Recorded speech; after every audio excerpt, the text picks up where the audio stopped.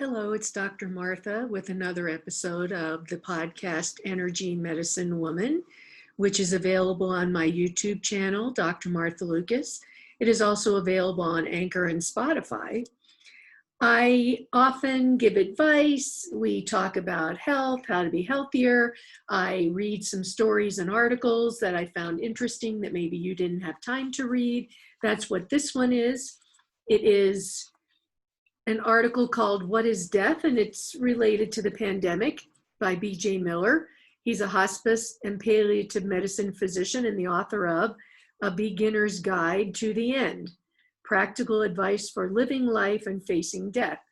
And it's just interesting because every day now, for almost a year, we hear about death numbers. And I think a lot of people have taken steps like changing their wills or getting their wills made, letting people know their wishes. And so this is an interesting article that'll give us a lot to think about. And we can even discuss. You can always reach me if you go to my website, acupuncturewoman.com, and click on the Contact Dr. Lucas button. You can always reach me. So what is death? This year has awakened us to the fact that we die. We've always known it to be true in a technical sense, but a pandemic demands that we internalize this understanding. It's one thing to acknowledge the deaths of others and another to accept our own. It's not just emotionally taxing, it is difficult to even conceive. To do this means to imagine it, reckon with it, and most important, personalize it. Your life, your death.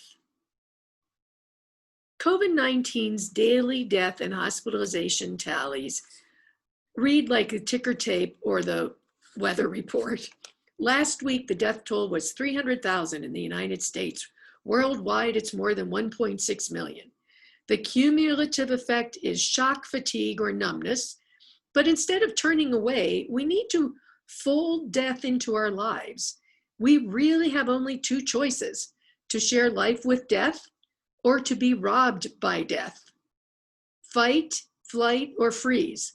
This is how we animals are wired to respond to anything that threatens our existence. We haven't evolved, morally or socially, to deal with a healthcare system with technological powers that verge on godly. Dying is no longer as intuitive as it once was, nor is death necessarily the great equalizer. Modern medicine can subvert nature's course in many ways, at least for a while. But you have to have access to healthcare for healthcare to work. And eventually, whether because of this virus or something else, whether you're young or old, rich or poor, death still comes. What is death? I've thought a lot about the question, though it took me many years of practicing medicine even to realize that I needed to ask it. Like almost anyone, I figured death was a simple fact, a singular event, a noun, obnoxious but clearer in its borders than just about anything else.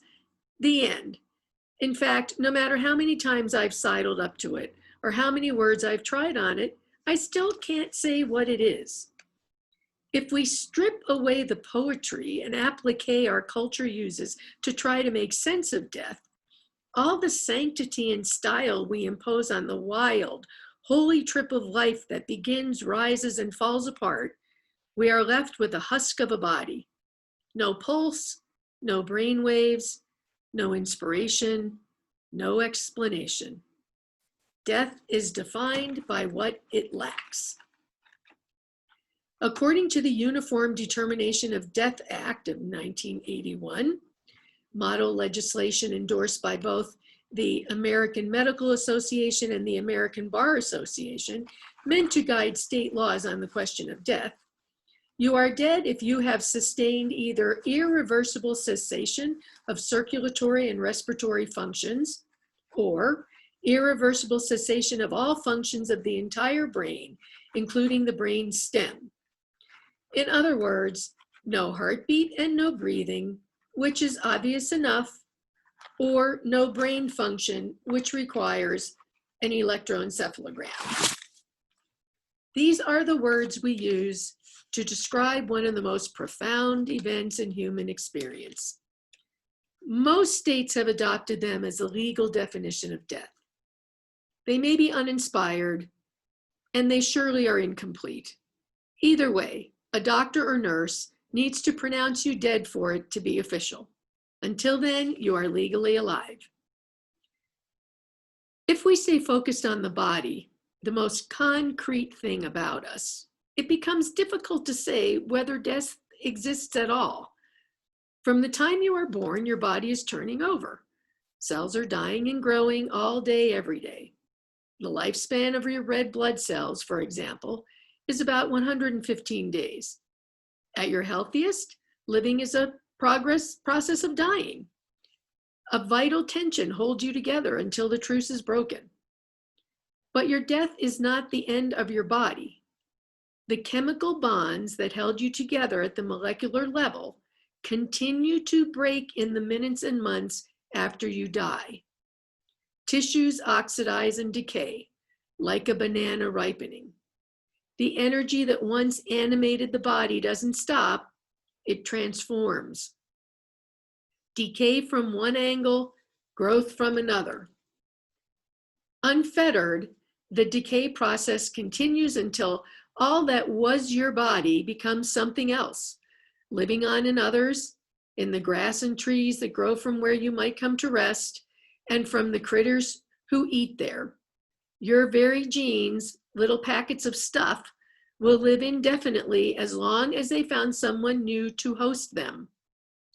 Even after internment and cremation, your atoms remain intact and scatter to become other things, just as they pre-existed you and became you.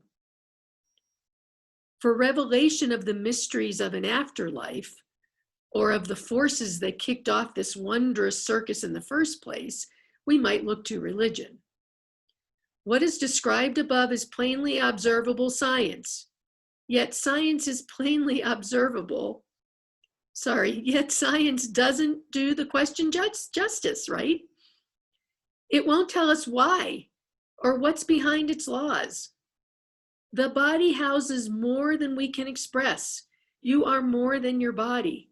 Becoming a blade of grass is a sweetness that doesn't compensate for all the heartache death connotes. Of course, we're sad and afraid of losing ourselves and people we love, but for many of us, a fear of death as the great unknown has been overtaken by our fears of what we know or think we know about dying. Nowadays, being dead sounds like a lullaby compared with the process of dying. Given a steadily awful diet of stories about breathing machines and already disenfranchised people dying alone, we're told to imagine the worst before cutting to commercial. Our choices seem to be either a picture of a kind of a hell, that could be mom or me, breathless and alone, or to distance ourselves from the people living those stories, not just in body, but in every way, to de-identify with our fellow human beings. But this is how we make hard things harder. Maybe our fear of death has more to do with our perceptions of reality than with reality itself. And that is good news. Even if we can't change what we're looking at, we can change how we look at it. We do have fuller ways of knowing. Who doubts that imagination and intuition and love hold power and capacity beyond what language can describe? You are a person with consciousness and emotions and ties. You live on in those you've touched, in hearts and minds. You affect people. Just remember those who've died before you. There's your immortality. There, in you, they live. Maybe this force wanes over time, but it is never nothing. And then there's consciousness, spirit, if you will. And of this, who can say? You may have your own answer to this question, but we do not get to fall back on empiricism. Whatever this mystery is, it blurs all the lines that seem at first glance to separate death from life. And if death isn't so concrete or separate, maybe it isn't so frightening.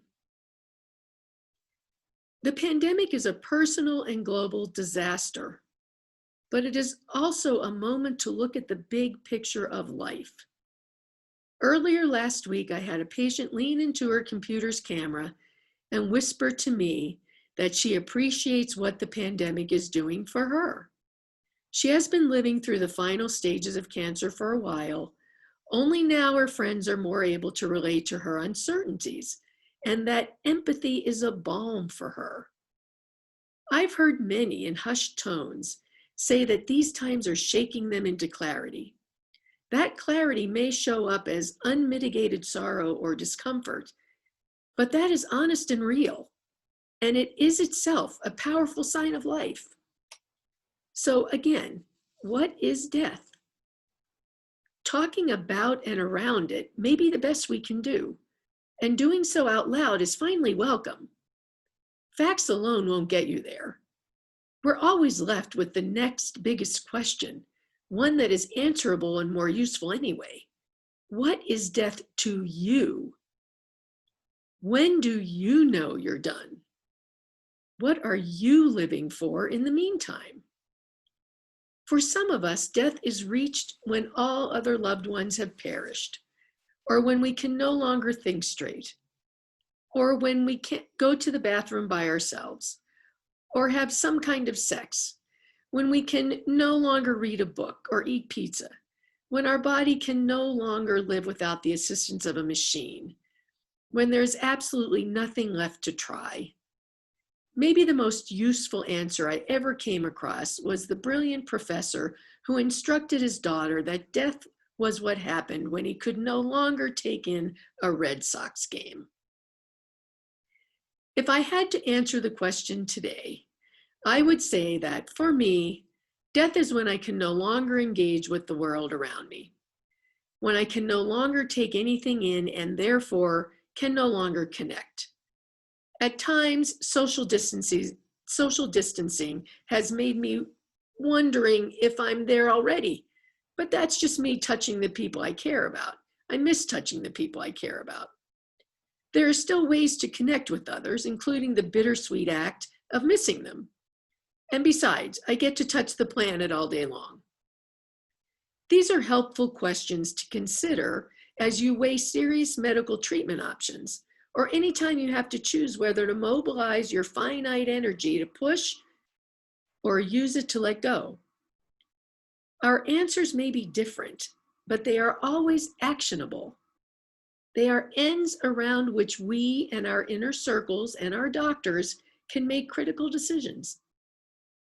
They always have a way of illuminating character. They are an expression of self, the self who will one day do the dying and so gets to say what it is you hold dear. Who are you?